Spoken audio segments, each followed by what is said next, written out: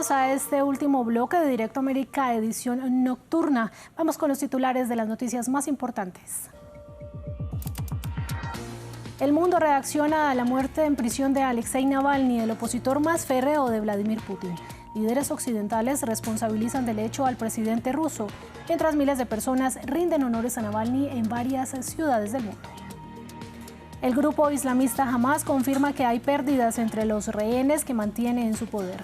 Mientras tanto, continúa el asedio de las fuerzas israelíes al hospital en funcionamiento más grande de Gaza, en donde un operativo del jueves provocó la muerte de al menos 5 pacientes. Donald Trump fue condenado a pagar casi 355 millones de dólares en multas por inflar ilegalmente su patrimonio para conseguir préstamos con mejores condiciones. Este es un nuevo revés legal en su carrera para volver a la Casa Blanca en 2025.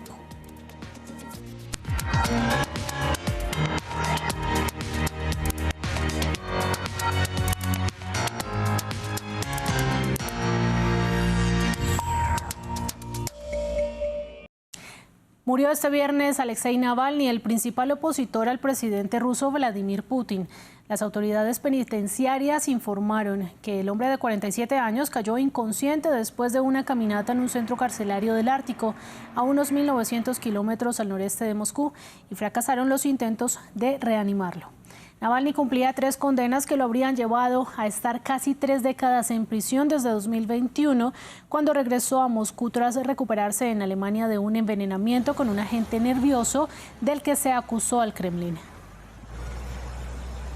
Diversos líderes occidentales sospechan de un posible involucramiento del Kremlin en la muerte del opositor Navalny. Moscú pide esperar la autopsia antes de plantear cualquier culpabilidad. El presidente de Estados Unidos, Joe Biden, pidió una investigación y, sin aportar pruebas, responsabilizó directamente del hecho a Vladimir Putin.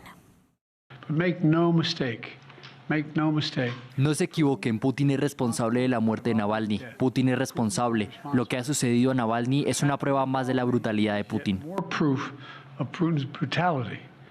Alexei Navalny era el más prominente en una larga lista de opositores rusos. Su muerte recuerda el destino trágico de algunos críticos de Vladimir Putin, desde el asesinato de la periodista Ana Politkovskaya en 2006 hasta la muerte del jefe del grupo Wagner, Yevgeny Prigozhin, en un accidente aéreo en agosto de 2023. Son casos que todavía no se han esclarecido. William Gazo tiene los detalles. Su muerte en un accidente aéreo dejó profundas dudas. Yevgeny Prigozhin, el jefe del grupo Wagner, murió en un accidente aéreo unas semanas después de haber marchado en dirección a Moscú con sus tropas. El Kremlin negó toda implicación en la muerte del antes aliado de Putin en la guerra contra Ucrania. El jefe del grupo de investigación me informó hace unos días que se encontraron fragmentos de granadas en los cuerpos de las víctimas de la catástrofe aérea. No hubo impacto externo en el avión. Las muertes sospechosas de opositores a Putin llevan largo tiempo. En 2006, la periodista Ana Politkovskaya, crítica del presidente ruso, fue asesinada en su domicilio en Moscú. El autor intelectual nunca fue identificado. En aquel momento, su abogada denunciaba fallos en el sistema judicial. Desafortunadamente, nuestro sistema judicial es defectuoso. Dicen que están esperando instrucciones, pero como víctimas no necesitamos instrucciones para luchar para que todas las personas implicadas en este caso sean llevadas ante la justicia. En 2015, otro ferviente opositor a Putin fue asesinado, Boris Nemtsov, influyente personalidad política que se opuso a la anexión de Crimea, fue asesinado cerca del Kremlin. Otros detractores del presidente ruso enfrentaron procesos judiciales y condenas a prisión, como el opositor Ilya Yachtin, encarcelado por denunciar los crímenes durante la invasión de Rusia a Ucrania. Esto es un castigo a la opinión disidente y un esfuerzo por intimidar a los que no están de acuerdo con esta guerra salvaje que hipócritamente llaman operación especial. Un caso lejos de ser aislado, la misma aliada de Navalny, Knessia Fayedeva, fue condenada a 9 años de cárcel a finales de 2023 por coordinar actividades de una organización catalogada por Moscú como extremista. Seguimos desarrollando la noticia del día. Varios líderes occidentales reunidos este viernes en la Conferencia de Seguridad en Múnich, en Alemania, rindieron honores a Navalny, como también lo hicieron miles de personas en varias latitudes, con flores, velas y retratos, desde Londres, pasando por Frankfurt, Lisboa y hasta Nueva York y Buenos Aires. Sus seguidores se dirigieron a las embajadas y consulados rusos para expresar su conmoción.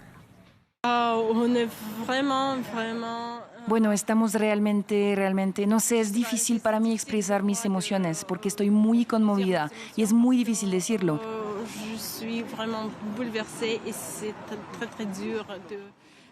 Creo que es una tragedia para toda Rusia, porque Navalny era, al menos para nosotros, un rayo de esperanza y ahora ya no tenemos esperanza para la bella Rusia del futuro.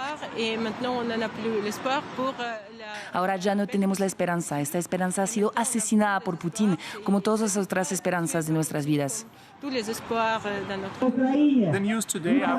Es muy triste, muy repugnante, es una noticia terrible.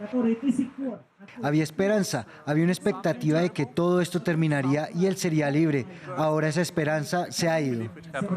Hablamos ahora de la guerra en Medio Oriente. El brazo armado de Hamas aseguró que se han sufrido muchas pérdidas de rehenes en su poder y que quienes permanecen vivos están bajo condiciones extremadamente difíciles.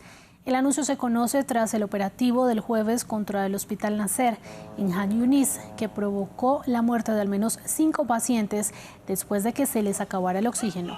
Israel justificó la operación diciendo que en el interior del complejo había cadáveres de los secuestrados. Frente a este panorama, la Organización Mundial de la Salud aseguró que intenta verificar la situación.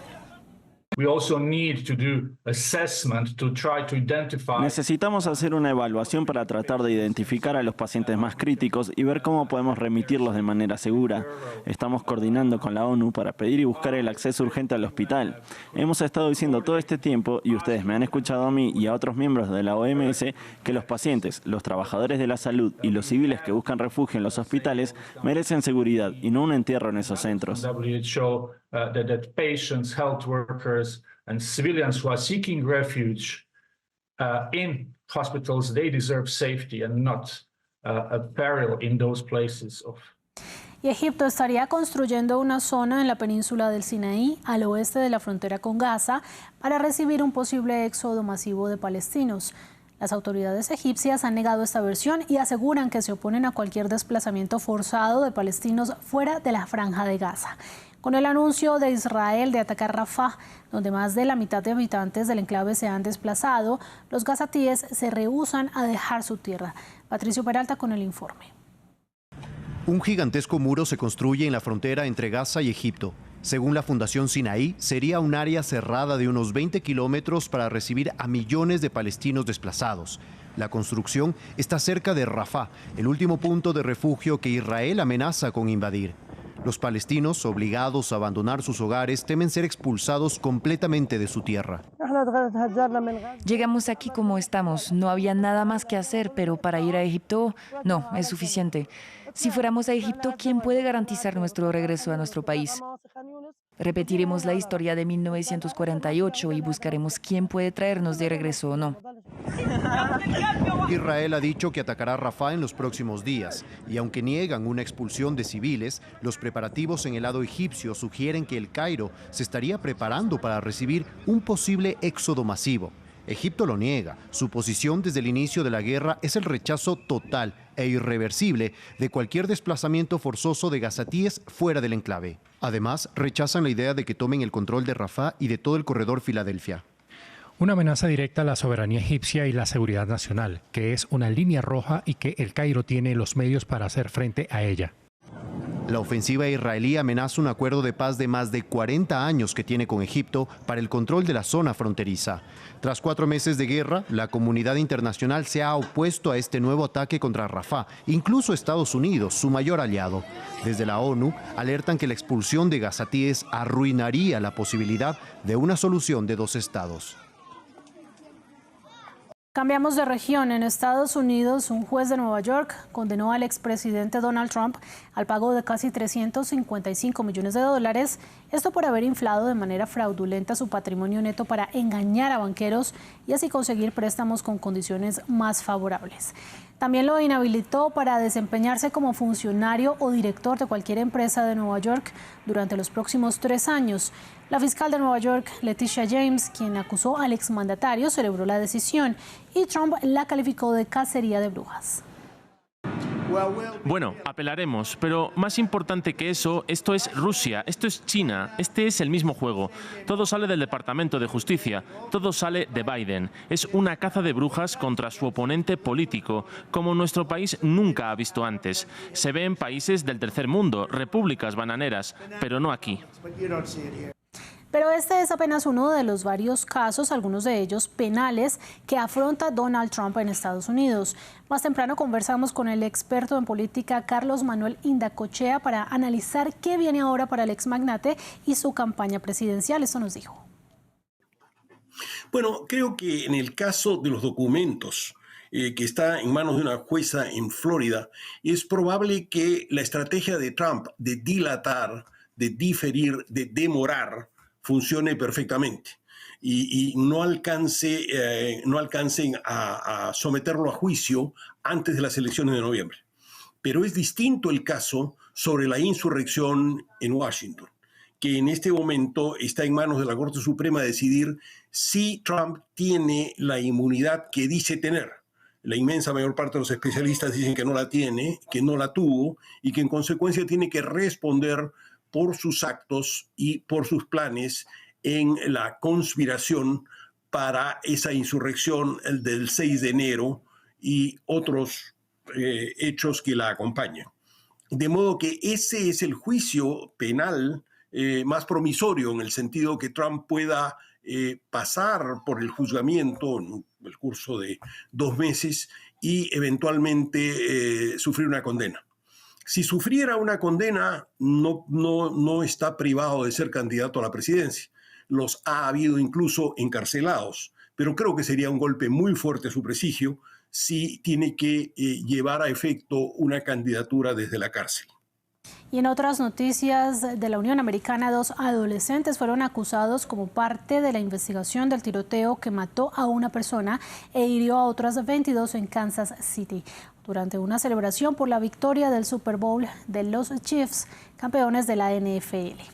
Las autoridades dijeron este viernes que los 2 sospechosos fueron arrestados poco después del tiroteo y ahora se encuentran arrestados en un centro de detención juvenil, acusados de las violaciones a las leyes sobre el uso de armas de fuego y también de resistencia al arresto. La Casa Blanca impuso restricciones de visado a un centenar de funcionarios municipales nicaragüenses por su afinidad al gobierno del presidente Daniel Ortega. El Departamento de Estado argumentó que con esta decisión busca promover la rendición de cuentas de aquellos involucrados en lo que ha denominado implacables ataques a los derechos humanos y las libertades fundamentales de los nicaragüenses. Para conocer más información, enlazamos con nuestro corresponsal para Centroamérica, Andrés Suárez.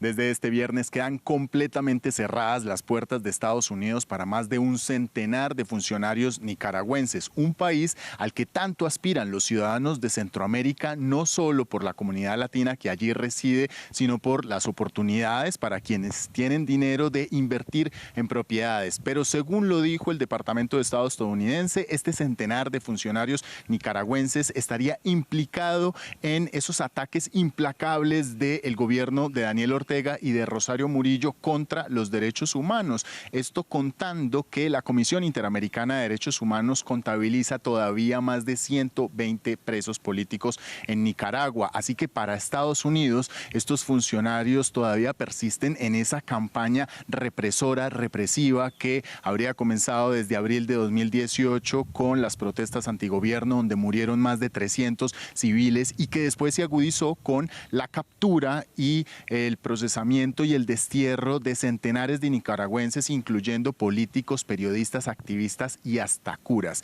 Estos más de 100 nicaragüenses entonces que perdieron su visa se suman a los más de 1000 que ya la habían perdido en el pasado y es una de las medidas de la administración de Joe Biden que reitera su apoyo al pueblo nicaragüense disidente de Ortega y a la defensa de los derechos humanos y de la democracia.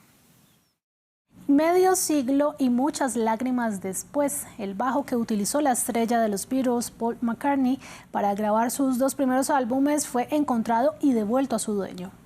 Según el equipo de búsqueda, el bajo había sido robado de una furgoneta en Londres en octubre de 1972 y fue Hofner, el mismo fabricante del instrumento, el que emprendió la búsqueda unos años atrás. Se estima que McCartney compró el bajo por unos $37 en 1961. Hoy costaría unos $12,6 millones. A ustedes gracias por su sintonía en Directo América. Yo los invito a que se queden con nosotros en France 24 porque viene Natalia Cabrera con todas las noticias del continente americano en Aquí América.